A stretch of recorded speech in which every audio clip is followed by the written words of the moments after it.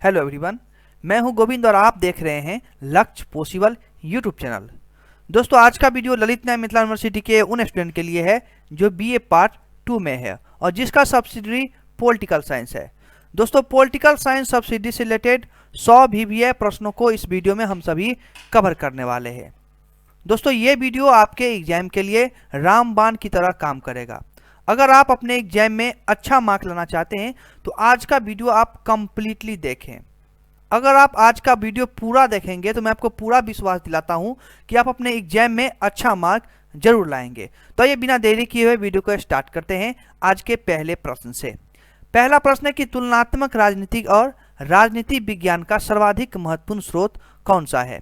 आप प्रश्न को और ऑप्शन को अच्छे से पढ़िएगा। अगर आपको समय नहीं बच पाएगा तो वीडियो को स्टॉप कर लीजिएगा और प्रश्न और ऑप्शन को अच्छे से पढ़िएगा और खुद भी करेक्ट जवाब देने का कोशिश कीजिएगा। इससे आपका टेस्ट भी हो जाएगा और VBA प्रश्नों का रिवीजन भी हो जाएगा। तो पहले नंबर का जो प्रश्न है उसका राइट आंसर ऑप्शन नंबर ए हो जाएगा। प्लेटो का रिपब्लिक और अरस की राजनीति, ये इसका करेक्ट जवाब होगा। अगर आपने ऑप्शन नंबर ए पे टिक लगाया होगा तो आपका करेक्ट हो जाएगा। अगला प्रश्न देखते हैं, निम्नलिखित में से कौन सा एक सबसे कमजोर द्वितीय सदन है।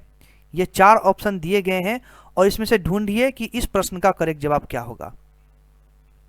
दोस्तों, इसका जो सही जवाब हो जाएगा वो ऑप्शन नंबर बी हो जाएगा, हाउस ऑफ लॉर्ड्स। अगला जो प्रश्न है वह कि भारतीय लोकसभा का कार्यकाल कितने वर्ष का है। तो दोस्तों, ये जो है 5 वर्ष का है। कितने वर्ष का? तो भारतीय लोकसभा का कार्यकाल 5 वर्ष का होता है। ऑप्शन नंबर ए ही यहाँ पे करेक्ट हो जाएगा। अगला जो प्रश्न है वह कि संघात्मक व्यवस्था किस देश की विशेषता है। तो इसका राइट आंसर डी हो जाएगा, अमेरिका। आप सभी प्रश्नों का रिवीजन अच्छे से कीजिएगा। आज के वीडियो में जो 100 प्रश्न है उसमें से अगर आप टेस्ट के नजरिए से देखते हैं तो आप कम से कम 20 प्रश्नों का सही जवाब जरूर बताइए। 5वें नंबर का प्रश्न है कि किस देश को अभिसमयों का देश कहा जाता है। तो दोस्तों, इस प्रश्न का जो सही जवाब हो जाएगा वो हो जाएगा बी, ब्रिटेन। किस देश को अभिसमयों का देश कहा जाता है? तो ब्रिटेन को। अगला प्रश्न है कि भारत का संविधान है, यह ऑप्शन है लिखित, अलिखित, परंपराओं पर आधारित, रीति रिवाजों पर आधारित। तो भारत का जो संविधान है वो लिखित संविधान है। ऑप्शन नंबर ए करेक्ट होगा। 7वें नंबर का प्रश्न है कि भारतीय संविधान का जनक किसे माना जाता है। तो भारतीय संविधान का जनक माना जाता है डॉक्टर BR अम्बेडकर को। ऑप्शन नंबर बी करेक्ट होगा। और अगला प्रश्न देखते हैं, प्रश्न है कि तुलनात्मक राजनीति केंद्रित है, तो ये देशों पर केंद्रित है। ऑप्शन नंबर सी करेक्ट हो जाएगा। अगला प्रश्न है कि शक्ति पृथक्करण की अवधारणा संबंधित है। तो शक्ति पृथक्करण की जो अवधारणा संबंधित है वो है आपको मॉन्टेस्क्यू से। ऑप्शन नंबर यहाँ पे डी करेक्ट हो जाएगा। दोस्तों, 10वें नंबर का प्रश्न और 11वें नंबर का प्रश्न है। इस दोनों प्रश्न का जवाब आप प्रश्न को अच्छे से देखिए और आप हमें कमेंट सेक्शन में बताइएगा। चलिए बढ़ते हैं 12वें नंबर के प्रश्न पे। 12वें नंबर का प्रश्न है कि किस देश की संसद द्विसदनात्मक है। किस देश की संसद जो है वो द्विसदनात्मक है। तो राइट आंसर हो जाएगा दोस्तों, भारत हो गया, ब्रिटेन हो गया, अमेरिका हो गया। ये तीनों देश के जो संसद है वो द्विसदनात्मक है। ऑप्शन नंबर डी यहाँ पे बिल्कुल करेक्ट जवाब हो जाएगा। अगला प्रश्न है कि संवैधानिक शासन के मायने हैं। तो संवैधानिक शासन के जो मायने हैं वो संविधान के अनुसार सरकार। ये ऑप्शन नंबर ए इसका करेक्ट हो जाएगा। अगला प्रश्न है कि शक्ति भ्रष्ट बनाती है। शक्ति भ्रष्ट बनाती है, असीमित शक्ति असीमित रूप से भ्रष्ट बनाती है। यह कथन किसका है? आप प्रश्न को अच्छे से देखिए, वीडियो को स्टॉप करके, और ऑप्शन को भी अच्छे से देखिए और सोचिए कि इसका राइट आंसर क्या होगा। इसका राइट आंसर डी हो जाएगा, एक्टन।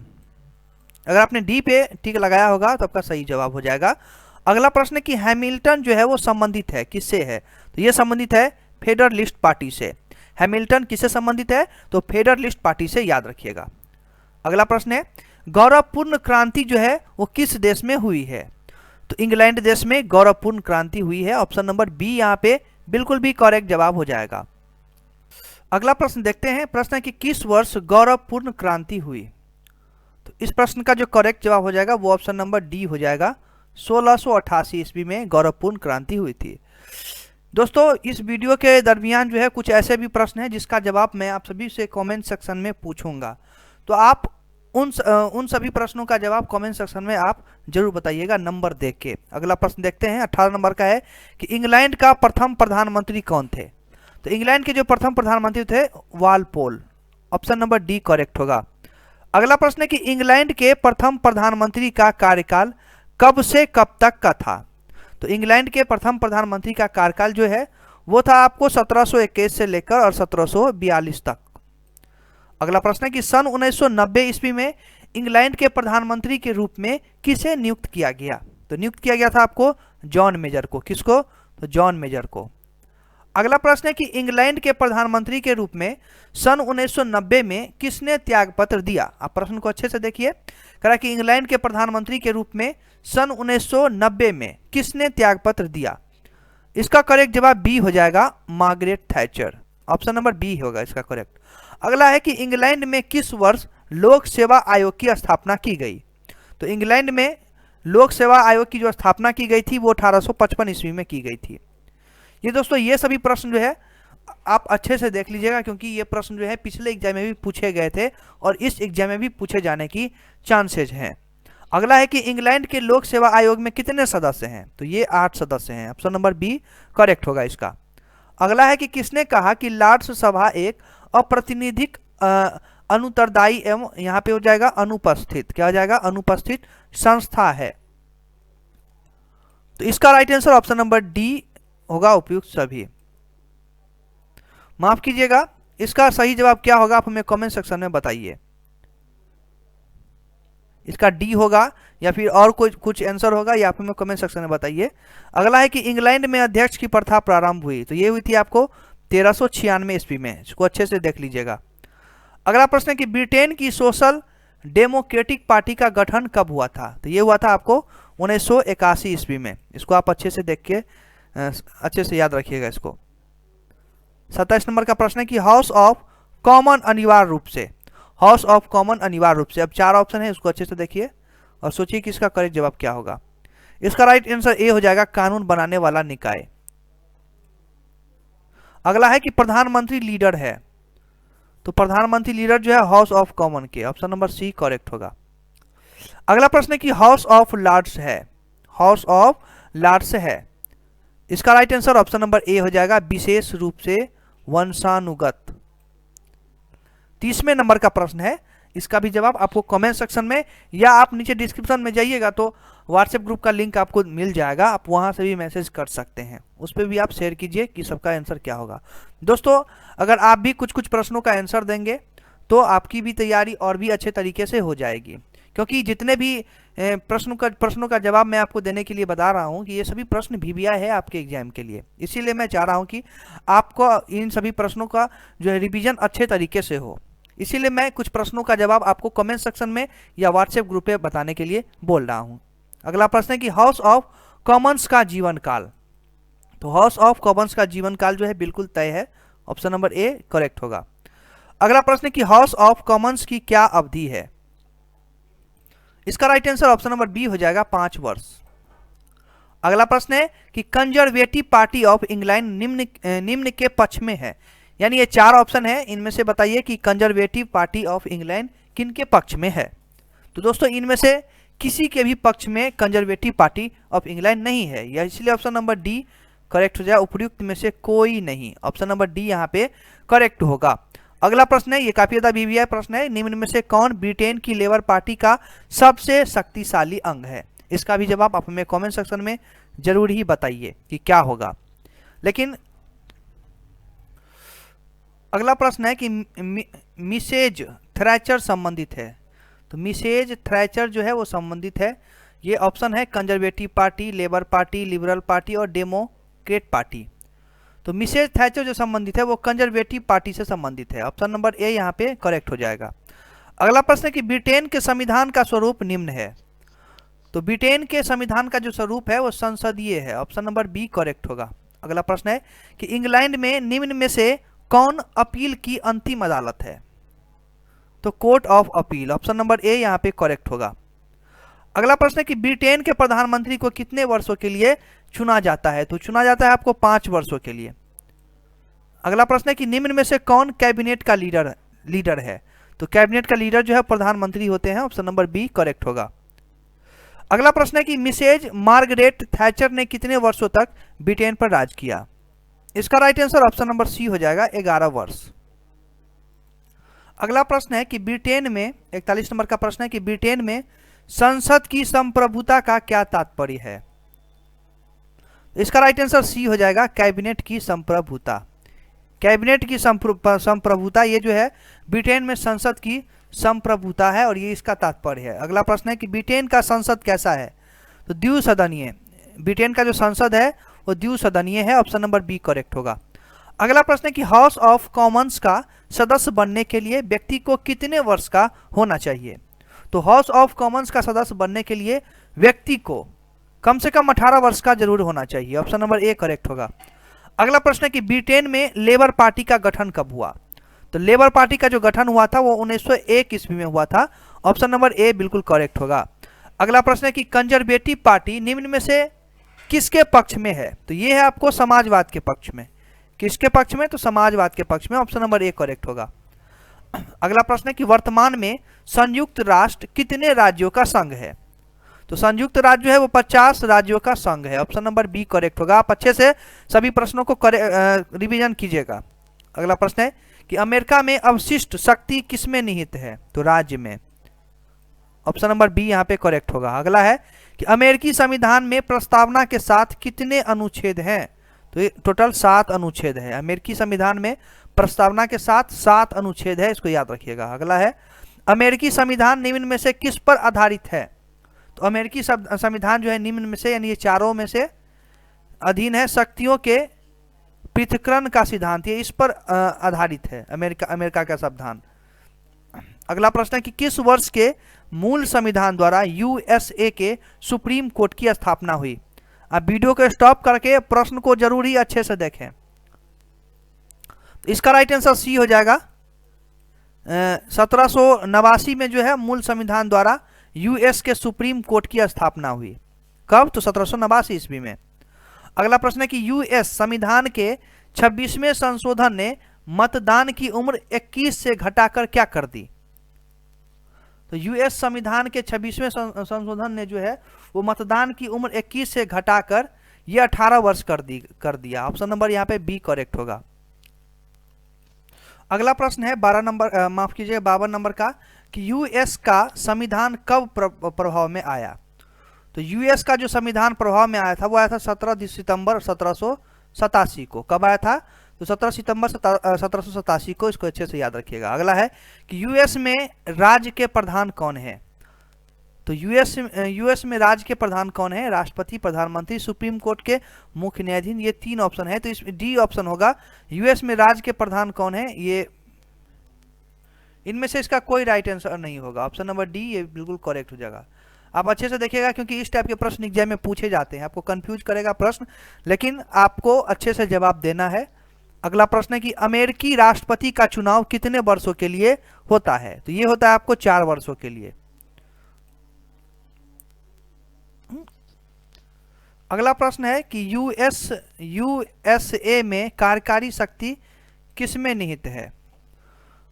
तो यूएस में कार्यकारी शक्ति किसमें निहित है? राष्ट्रपति, कांग्रेस, सुप्रीम कोर्ट, ये इन तीनों में से किसी में निहित नहीं है, ऑप्शन नंबर डी यहाँ पे करेक्ट होगा, उपयुक्त में से कोई नहीं। अगला प्रश्न है कि अमेरिका के नवनिर्वाचित राष्ट्रपति किस दिन शपथ लेते हैं? तो 20 जनवरी को, ऑप्शन नंबर बी करेक्ट होगा। अगला है कि यूएस सीनेट में कितने सदस्य होते हैं? तो यूएस सीनेट में जो सदस्य होते हैं वो 100 सदस्य होते हैं, ऑप्शन नंबर बी यहाँ पे करेक्ट होगा। अगला है यूएस कांग्रेस को साल में कितने बार मिलना अनिवार्य है? यूएस कांग्रेस को साल में कितने बार मिलना अनिवार्य है? राइट आंसर सी हो जाएगा, वर्ष में 1 बार।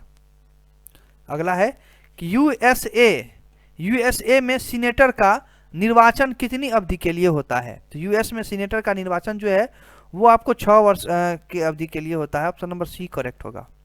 अगला है सीनेटर की निम्न आयु क्या है? तो 30 वर्ष, ऑप्शन नंबर बी करेक्ट होगा। अगला है राष्ट्रपति को महाभियोग के संदर्भ में सीनेट में कितना बहुमत जरूरी है? तो 2/3। कितना जरूरी है? 2/3, ऑप्शन नंबर बी करेक्ट होगा। अगला प्रश्न है कि यूएस में मनी बिल निम्न किस हाउस में प्रस्तावित किया जाता है?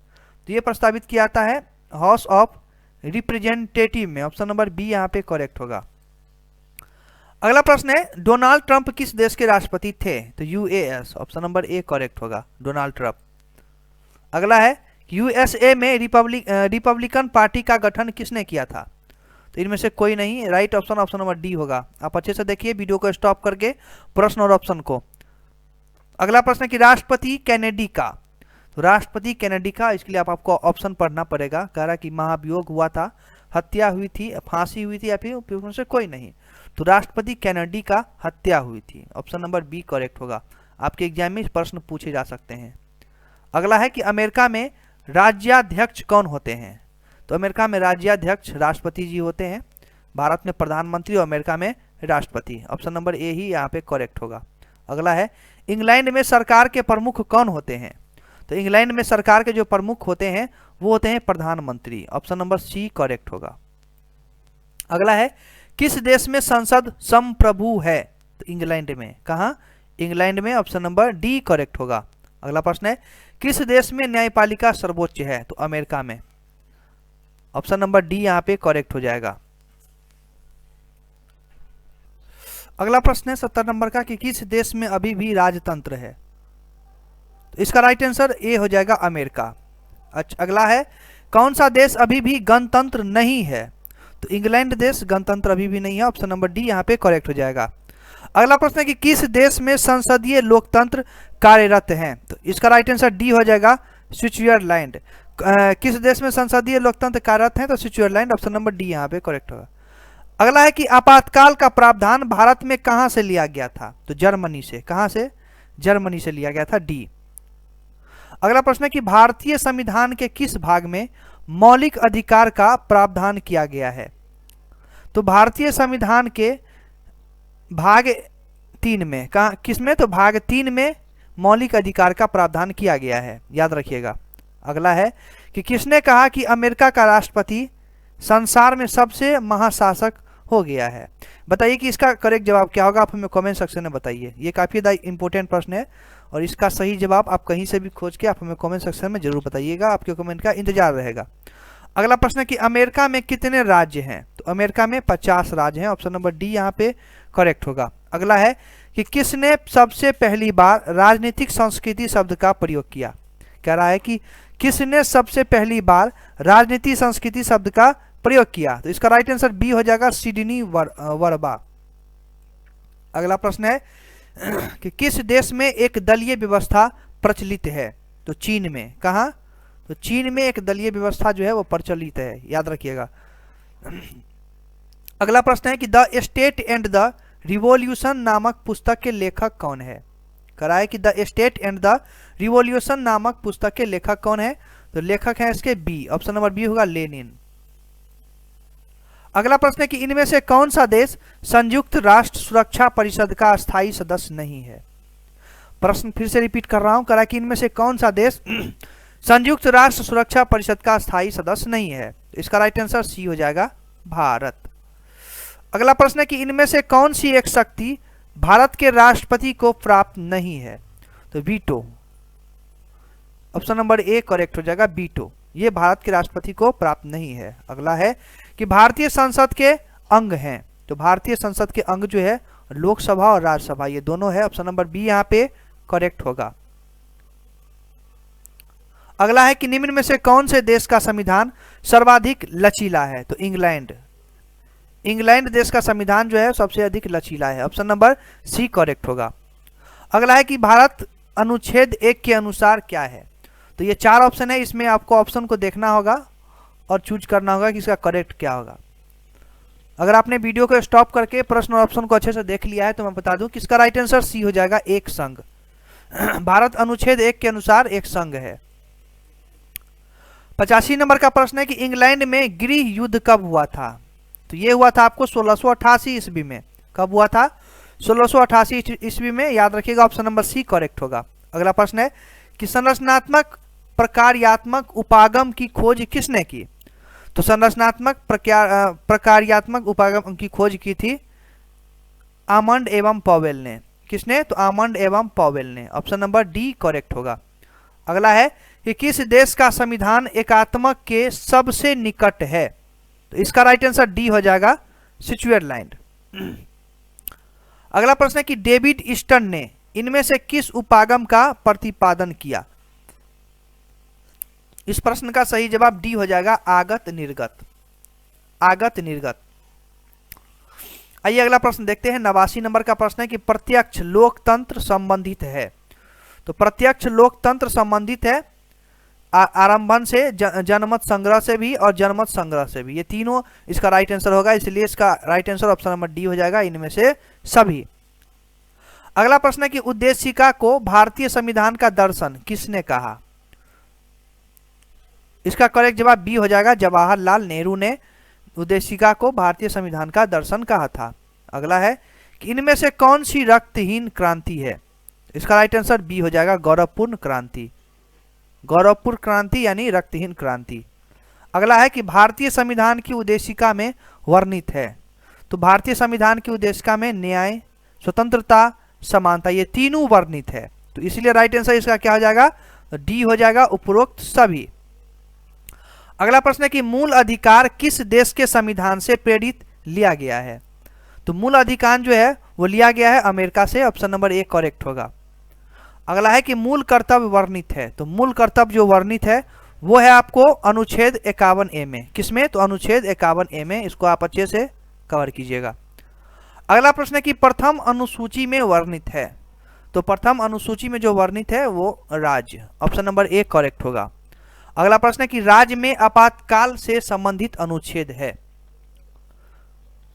इसका राइट आंसर ए हो जाएगा, अनुच्छेद 352। 97 नंबर का प्रश्न है इंग्लैंड है। इंग्लैंड संवैधानिक राजतंत्र है, ऑप्शन नंबर ए सी यहां पे करेक्ट हो जाएगा। अगला प्रश्न है कि भारतीय संविधान की उद्देशिका में समाजवादी, पंथ निरपेक्ष और अखंडता शब्द जोड़े गए हैं। तो भारतीय संविधान की उद्देशिका में समाजवादी, पंथ निरपेक्ष और अखंडता शब्द जो जोड़े गए हैं वो 42वें संविधान संशोधन द्वारा जोड़े गए हैं, ऑप्शन नंबर बी यहाँ पे करेक्ट होगा। दोस्तों अगर आपको किसी भी प्रश्न के ऑप्शन पे ऑब्जेक्शन है, डाउट है, तो आप व्हाट्सएप ग्रुप पे मैसेज जरूर करें। आप उस प्रश्न पे वेरीफाई किया जाएगा और आपके आंसर को क्लियरफाई किया जाएगा। अगला प्रश्न है कि आगत निर्गत मॉडल के प्रतिपादक हैं। तो आगत निर्गत मॉडल के प्रतिपादक हैं David Easton, option number A correct होगा। और 100वें नंबर का प्रश्न है कि आगत के तत्व हैं। तो आगत के तत्व इनमें से सभी, इसका करेक्ट जवाब होना चाहिए। आपने इसमें क्या टिक लगाया है, वीडियो को स्टॉप करके बताइए कि आपके हिसाब से इसका करेक्ट जवाब क्या होना चाहिए। तो दोस्तों आज के वीडियो में पॉलिटिकल साइंस सब्सिडी से रिलेटेड 100 प्रश्नों VVI प्रश्नों का डिवीजन मैंने इस वीडियो में करवाया है आप सभी को। अगर आप लोग को ये वीडियो अच्छी लगी हो तो वीडियो को लाइक कर लीजिएगा और इसी तरह के वीडियो के लिए आप लक्ष्य पॉसिबल यानी इस चैनल को सब्सक्राइब जरूर कर लीजिएगा। फिर मिलेंगे नेक्स्ट वीडियो में, तब तक के लिए मैं गोविंद आप सभी से इजाजत चाहता हूँ। वीडियो को देखने के लिए धन्यवाद।